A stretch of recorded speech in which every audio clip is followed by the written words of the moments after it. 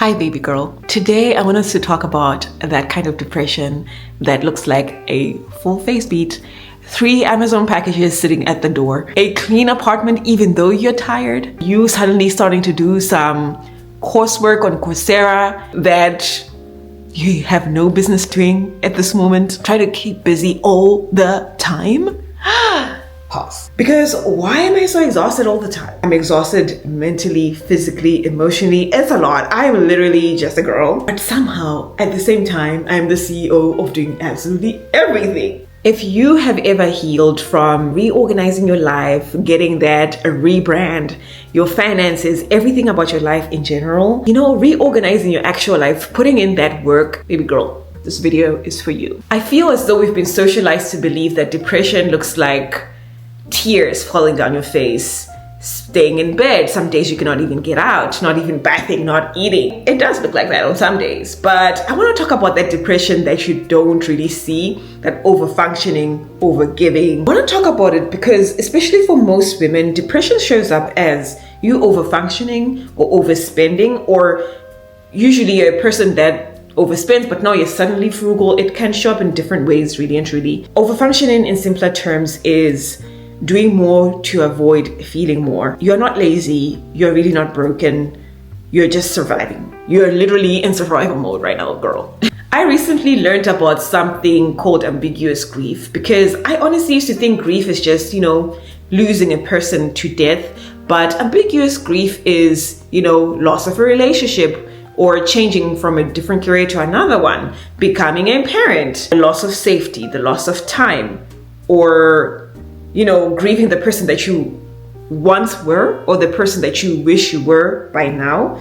It can show up in different ways. Sometimes you want to have this sense of control, right? And so you end up wanting to be productive, and that can look like spring cleaning a house that's already been spring cleaned. That can look like doing laundry, things that have already been washed, you suddenly want to clean. I always used to see this growing up.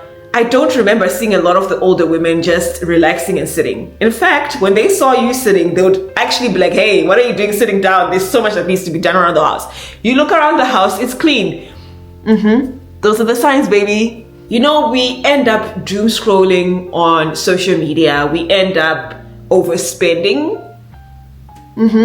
That's also another sign. You want to have that short-term dopamine release, but that's not really going to solve the issue at hand. We actually need to put in a lot of work, baby. And baby, that constant need of wanting to seek validation from, the accomplishments, right? You feel like, if I don't get this stuff done, I'm useless. I'm not, being the best mom. I'm not being the best employee. I'm not being the best CEO. I'm not being the best sister. No, sometimes you just need that time to take some time to actually feel things, and not to crowd ourselves with things to do, things to just divert our attention from, because really and truly it's just going to fix the situation that's at hand for a short term. But in the longer term, when it finally decides to come back out, it's going to look very ugly, and it's better you feel things as they come up. Like I mentioned, grief. There's ambiguous grief now, and it's not always the loss of a person. Sometimes it can be other extenuating factors, right?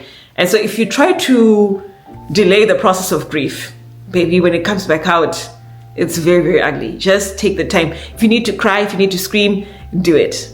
Trust me, it really works. You're always handling it, but never processing things. I recently went shopping, grocery shopping. Mind you, at this point, I didn't have that much money. Honestly and truly, there were so many things that were coming up. And mentally, this time of year is very hard for me. I'm not gonna lie, because it's my birthday. I don't know, I get depressed around my birthday for the last couple of years. And it also doesn't help that my father died literally a month later, and then my husband the following month.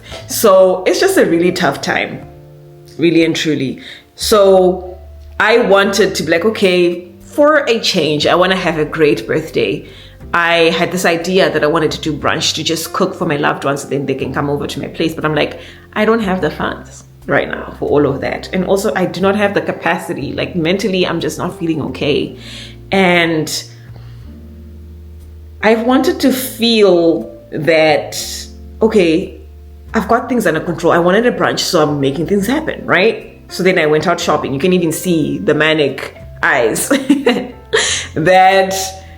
I was there, but I was not really there. At this point, I was in survival mode. I just felt so guilty resting because really and truly, I was also physically tired. I was struggling with sleeping. I've got such bad insomnia these days. Struggling to rest, to sleep. I'm trying to do everything and anything all in the same 24 hours. I don't know. It's just a lot. I want to show up for my daughter. I want to show up for myself. I want to do my schoolwork to enhance my knowledge. I want to make sure the house is running. My God.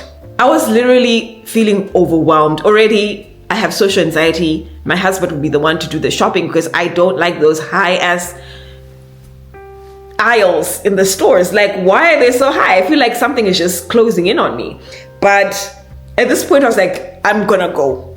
I'm gonna go, even though I'm overwhelmed, even though I'm just feeling so sad right now, I'm still gonna go, just so I can feel like, okay, I'm getting stuff done. Yes, I was productive, but emotionally I was just disconnected. Guys, like I said, it's all in the eyes. The eyes never lie, chica. And also the biggest thing for me, that overspending issue, my bank statement knows before I do that, we want all of these things. We want to fly to Paris and eat snails, escargot, but we don't have the money. We don't have the capacity. So again, if productivity is your personality right now, let's just pause. Let us reflect and then protect and then act. I think it's okay for us to normalize certain emotions without enabling them. I mean, spending can become like emotional regulation to some extent, but if we do not have the capacity, let's not force things just because we want to avoid feeling certain feelings. Not because you're irresponsible, but because buying something gives you the temporary release of dopamine, like I mentioned. It gives us that sense of relief, control, and reward for that short term. But when you get home, now you feel like shit because the bank statement is saying, hey, slow down. And also, you still have those feelings again that we were feeling before that we're trying to avoid. Like, it's just... yeah, it was just simply a dopamine hit. That's it. It was distraction from what we're actually feeling, which is grief. It can come in so many waves. It's not linear.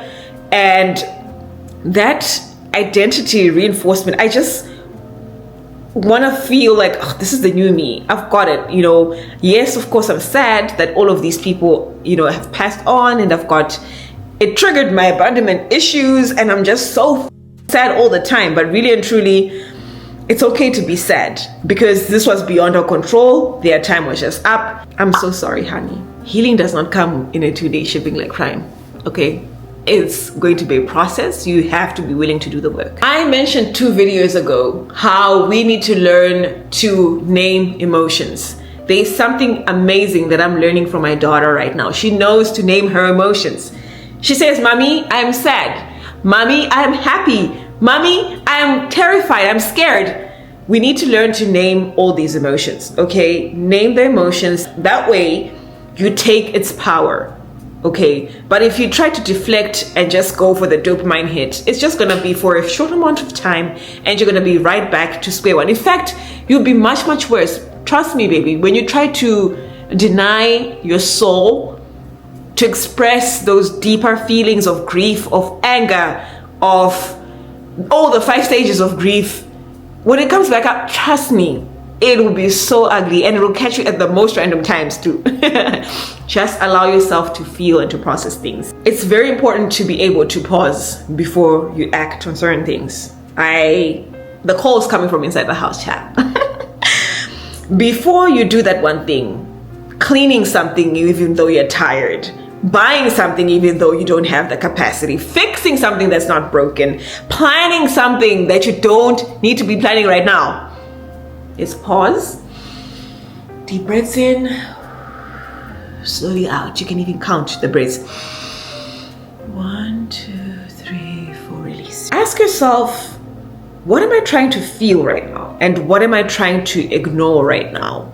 I think pausing and asking and reflecting, pause, reflect, and then protect. It's very, and then act at the very end. Act is at the very end. We're supposed to pause, reflect, protect, act. It's very important to follow those steps. We need to get rid of the urge to control. Change control to care. I think it's best if you give yourself other alternatives to just having that sense of control. Like, okay, I'm gonna go buy something. I'm gonna overfunction and do all these random things instead of feeling things. Pull out a book, write down your feelings. Even if you're not gonna send that specific letter, or if you just wanna write it to yourself, you can even burn it even right after or shred it to smaller pieces. Whatever the case may be, journal. Go for a slow walk, connect with nature. Lie down on the actual ground. This is very, very helpful. Lie down on the actual ground and feel the ground beneath you. And be like, okay, what am I feeling right now? Navigate those emotions. And also, this is an unsung hero. Just being able to talk about these things with someone that you trust, either a friend, a relative, coworker, whatever. Or like in my case, I like to video myself. Sit down in front of the camera and just talk. It's really, really helpful. Trust me. You actually do not need to stop being capable. That's the honest truth. You just need to stop being all alone in it. No person is an island. It's okay for you to seek help. It's not a sign of weakness. It's perfectly fine. Whatever you're feeling right now, whatever you think you may be going through, it feels like it's the end of the world, baby. I know.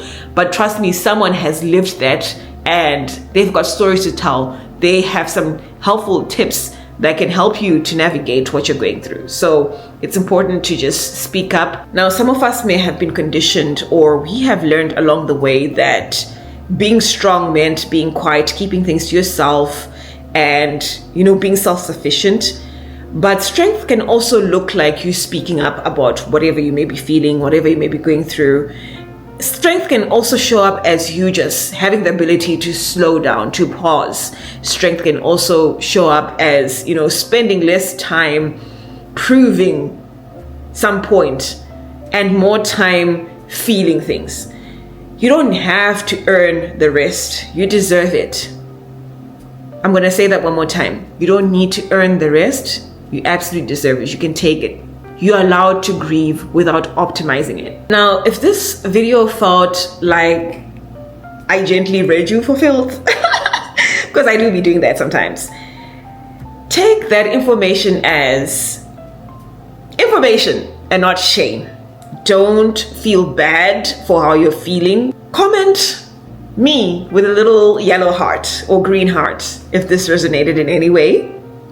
And I'd love to connect and to just hear how you've been able to navigate all these different feelings.